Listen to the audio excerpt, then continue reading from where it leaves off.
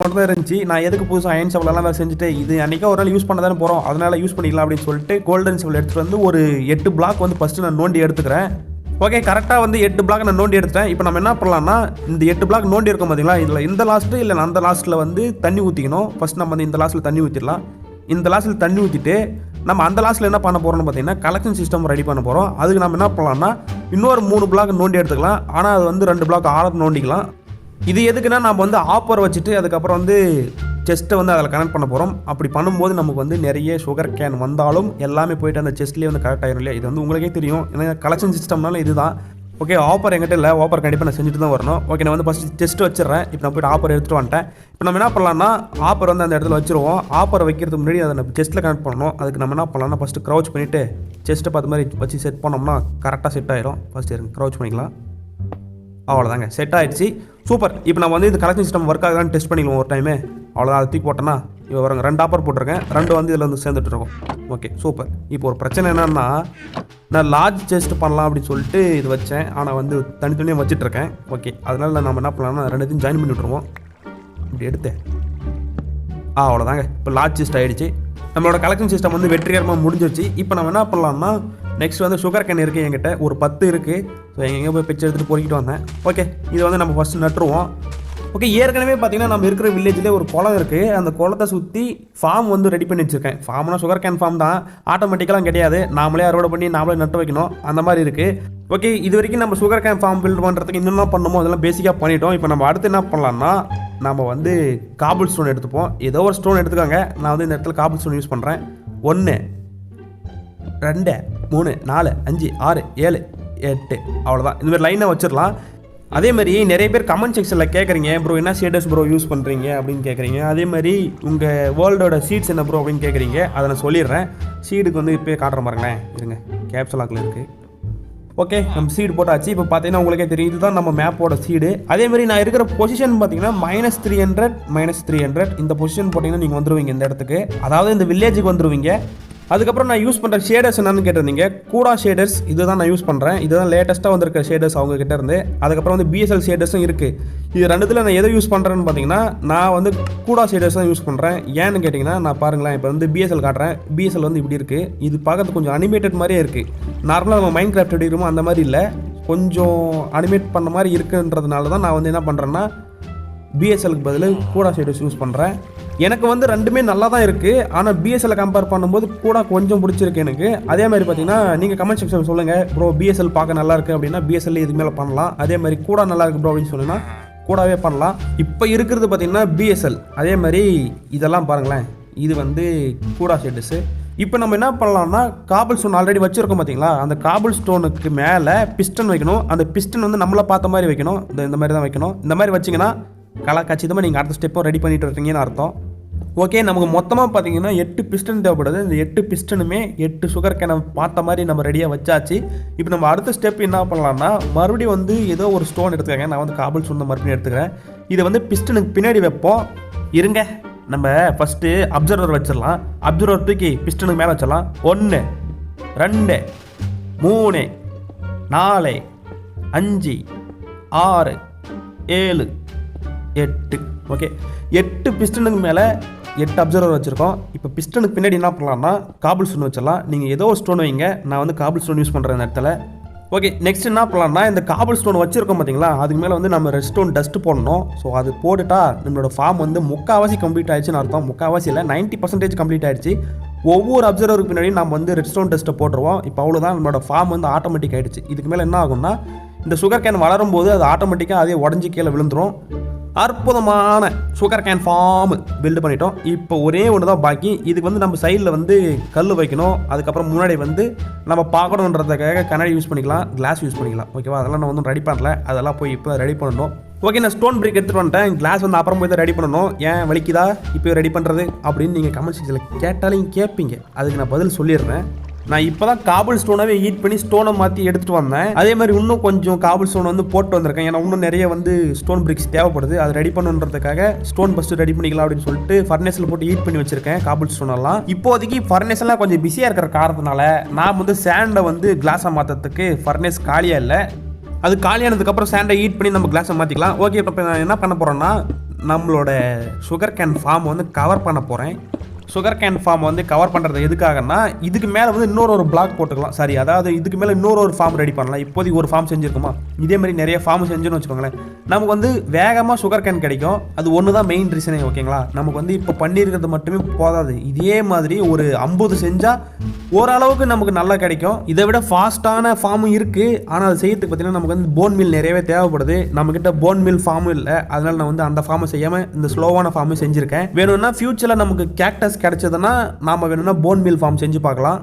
Okay, எனக்கு வந்து இன்னும் நிறைய ஸ்டோன் பிரிக்ஸ்லாம் தேவைப்படுது. அதனால் நான் என்ன பண்ண போகிறேன்னா, இன்னும் நிறைய காபுல் ஸ்டோன் எடுத்துகிட்டு அதை ஹீட் பண்ணி ஸ்டோனை மாற்றி அதில் வந்து ஸ்டோன் பிரிக்ஸ் செஞ்சு எடுத்துகிட்டு வந்துட்டேன். இப்போ நம்ம என்ன பண்ணலாம்னா, இப்போ நம்ம வந்து ஒரு ஃபார்ம் செஞ்சுருக்கோம் பார்த்தீங்களா கீழே, இதே மாதிரி மேலே ஒன்று காப்பி பண்ண போகிறோம். அதாவது இதை அப்படியே காப்பி பண்ணி மேலே பேஸ்ட் பண்ண போகிறோம். ஓகே, அதே மாதிரி வில்லேஜில் இருந்த மொத்த சுகர் கேனையும் தூக்கிட்டு வந்துட்டேன். எல்லாமே இப்போ என்கிட்ட தான் இருக்குது. இது எல்லாத்தையும் யூஸ் பண்ணி தான் நம்ம வந்து பெரிய சுகர் கேன் ஃபார்மே செய்ய போகிறோம். ஓகேவா, ஃபஸ்ட்டு நம்ம வந்து என்ன பண்ணிக்கலாம்னா, ஆமாம் ஏங்க, ஐயோ தெரியாமல் நான் ஸ்டோன் பிரிக்ஸ் செய்யறதுக்கு பதில் அந்த ஸ்டெப்ஸை செஞ்சுட்டு வந்திருக்கேன். ஆடா கடவுளே, அது எனக்கு யூஸே ஆகாதுங்க. இப்போ நான் எப்படி அது மறுபடியும் மாற்றவே முடியாது. ஸ்டோன் பிரிக்ஸ் செஞ்சிருந்தா கூட அது ஸ்டெப்ஸை மாற்றிக்கலாம். ஆனால் ஸ்டெப்ஸை வந்து பிரிக்ஸாக மாற்ற முடியாதே. போங்கடா. சரி விடுங்க, அது ஃபியூச்சரில் எதுக்காக யூஸ் ஆகும். எதனா ஒரு மூலையில் போட்டு வைப்போம். நம்மக்கிட்ட தான் நிறைய செஸ்ட் இருக்குல்ல, அதில் எதனா ஒரு இடத்துல போட்டு வச்சிடலாம். ஓகே, அதுக்கப்புறம் பார்த்தீங்கன்னா நம்ம கீழே வந்து அண்டர் கிரவுண்டு வந்து என்ன சொல்கிறது, ஷார்ட்டிங் சிஸ்டம் செய்யலாம் அப்படின்னு சொல்லியிருந்தேன். ஷார்ட்டிங் சிஸ்டம் எதுக்குன்னா, நம்மக்கிட்ட வந்து நிறைய பொருள் இருக்குது. அந்த பொருள் எல்லாம் பார்த்தீங்கன்னா ஒரு செஸ்ட்டில் ஒரு பொருளை உட்கார்ற மாதிரி செட் பண்ண போகிறோம். அதாவது ஒரு செஸ்ட்டில் பார்த்தீங்கன்னா நம்ம கண்டமேனி ஏதோ போட்டு வச்சுருப்போம். ஆனால் அந்த ஷார்ட்டிங் சிஸ்டம் செஞ்சுட்டோம்னா நமக்கு அந்த பிரச்சனையே இருக்காது. அதனால் நான் சொல்கிறேன், நீங்கள் வெயிட் பண்ணி அந்த வீடியோ வரும்போது பாருங்கள், உங்களுக்கே பிடிக்கும். அது நான் வந்து இந்த இடத்துல வந்து ஸ்டோன் பிரிக்ஸ் யூஸ் பண்ணுறேன் இந்த சுகர் கேன் ஃபார்மை கவர் பண்ணுறதுக்கு.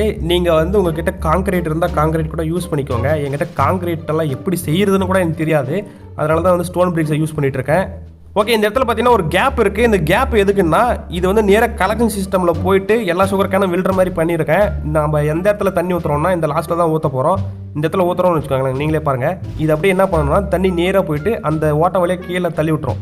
இது நேராக கலெக்ஷன் சிஸ்டமில் வந்து சுகர் கேன் விழும்போது நமக்கு வந்து எல்லாம் செஸ்ட்டில் வந்து கனெக்ட் ஆகிடும். இது நம்ம எவ்வளோ ஹைட்டாக பண்ணாலும் சரி. அதனால தான் நான் வந்து என்ன பண்ண போகிறேன்னா, ஹைட்டாகவே இதை கட்டலாம் அப்படின்னு சொல்லி ஒரு முடிவு எடுத்திருக்கேன். இப்போதைக்கு நான் வந்து 2வது பிளாக் கட்டிகிட்டு இருக்கேன்னா, இதே மாதிரி ஒரு 5-6 அடுக்கு நான் கட்டுறேங்க. 5-6 ஒரு 10 கட்டறனே வச்சுக்கோங்களேன். அப்போ பார்த்துக்கோங்க எவ்வளோ சுகர் கேன் நமக்கு தேவைப்படுது, எவ்வளோ பிஸ்டன் தேவைப்படுது, எவ்வளோ அப்சர்வர் தேவைப்படுது. சொல்லவே முடியல, என்ன பண்ணுறது, அதெல்லாம் நம்ம செஞ்சு தான் ஆகணும். ஓகே, நான் மறுபடியும் வந்து கீழே செஞ்ச மாதிரியே தான் செய்கிறேன். சுகர் கேனை வச்சாச்சு. இப்போ சுகர் கேனுக்கு பின்னாடி வந்து நம்ம ஒரு பிளாக் வைக்கணும். இருங்க, நான் வந்து இப்போ ஸ்டோன் பிரிக்ஸ் எல்லாம் எடுத்துகிட்டு வந்திருக்கேன். நிறைய ஸ்டோன் பிரிக்ஸ் இருக்குது எங்கிட்ட, பஞ்சமே இல்லை இப்போதைக்கு.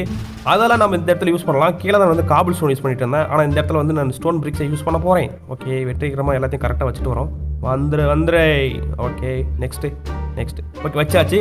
இப்போ நம்ம வச்சுருக்க இந்த ஸ்டோன் பிரிக்ஸுக்கு மேலே இன்னொரு ஸ்டோன் பிரிக்ஸ் வைக்கணும். ஏன்னா அதுக்கு மேலே தான் நம்ம வந்து இது வைக்க போகிறோம், பிஸ்டன் வைக்க போகிறோம்.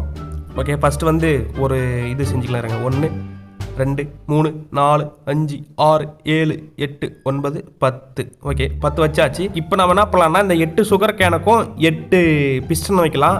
ஓகே, 7 லாஸ்ட் ஒன்று இருக்குது, 8 முடிஞ்சு. ஓகே, இப்போ நம்ம என்ன பண்ணலாம்னா, மறுபடியும் தான் இதுக்கு மேலே நம்ம வந்து அப்சர்வர் வைக்கணும். அப்சர்வர் வைக்கிறதுக்கு முன்னாடி நம்ம செய்யுங்க, ஃபஸ்ட்டு இதுக்கு பின்னாடி வந்து ஸ்டோன் வச்சுப்போம்.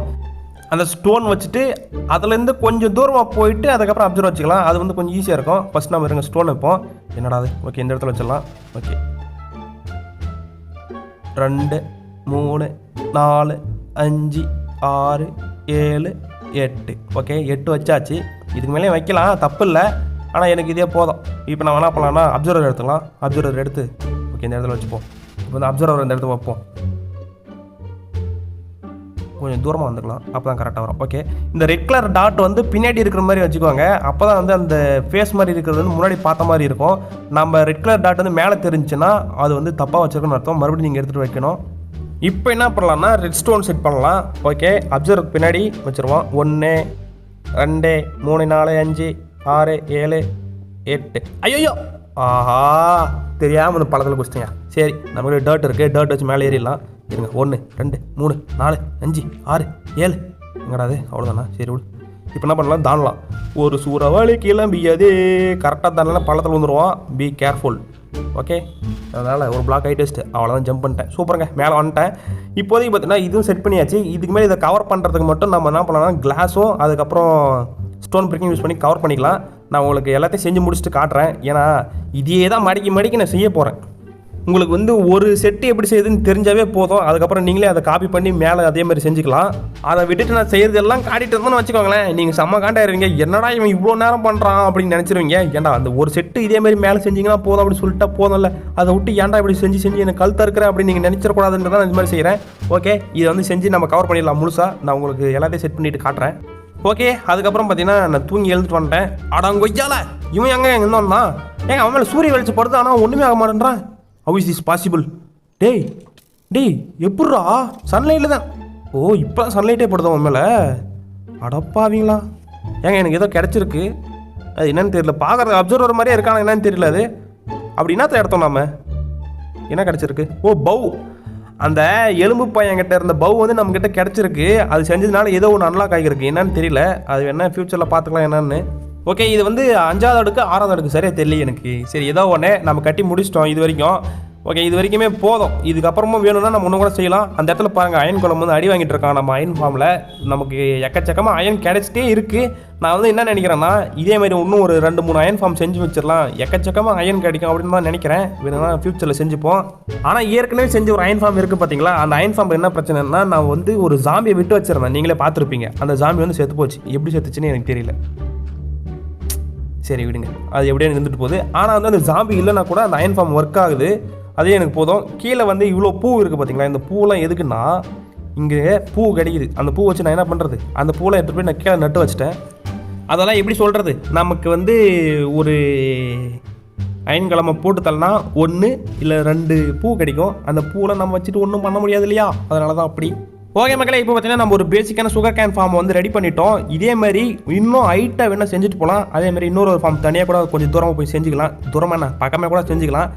அது எப்படி செஞ்சாலும் பரவாயில்ல. நம்ம எவ்வளோக்கு அதிகமாக போடுறோமோ அவ்வளோக்கு அதிகமாக வந்து நமக்கு சுகர் கேன் வந்து கிடச்சிட்டே இருக்கும். ஆனால் வந்து மெத்தட் ஒன்றே தான். அதனால தான் வந்து நான் ரொம்ப நேரம் போடல வீடியோவை. ஓகே மக்களே, இதோட வீடியோ வந்து முடிச்சுக்கலாம்.